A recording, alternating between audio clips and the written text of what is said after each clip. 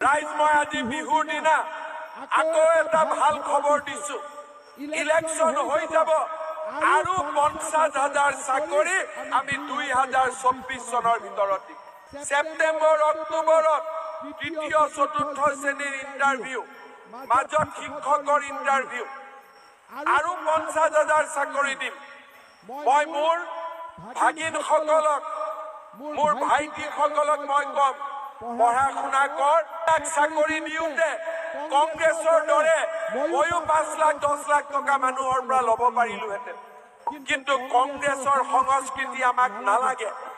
আমি এখন নতুন অসম বনাব খোজো আৰু সেইকাৰণে আজি দুখীয়া আৰু মধ্যবিত্ত ল'ৰা ছোৱালীয়ে চাকৰি পাইছে।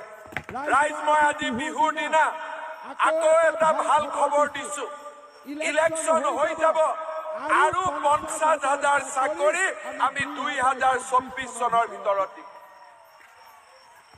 আৰু 50,000 চাকৰি 1 লাখৰ প্ৰতিশ্ৰুতি আছিল, 1 লাখ হৈ গ'ল। এতিয়া আৰু 50,000।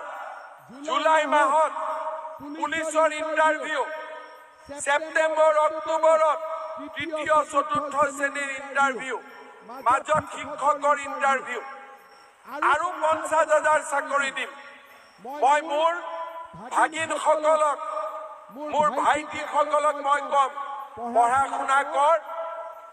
দেউতা মাই যেনেকে কয় স্কুলত যাব লাগে, পঢ়িব লাগে আৰু আমাৰ সকলোৰে ভৱিষ্যত যাতে সুৰক্ষিত হয় তাৰ দায়িত্ব মোৰ মূৰৰ ওপৰত। সেই দায়িত্ব আমি পালন কৰিম। শ্ৰদ্ধাৰ ৰাইজ, বহুত ল'ৰা ছোৱালী আছে চাকৰি নকৰে, ব্যৱসায় কৰিব খোজে। আমি তাৰ কাৰণেও নতুন এটা আঁচনি আনিছো, আত্মনিৰ্ভৰ অসম।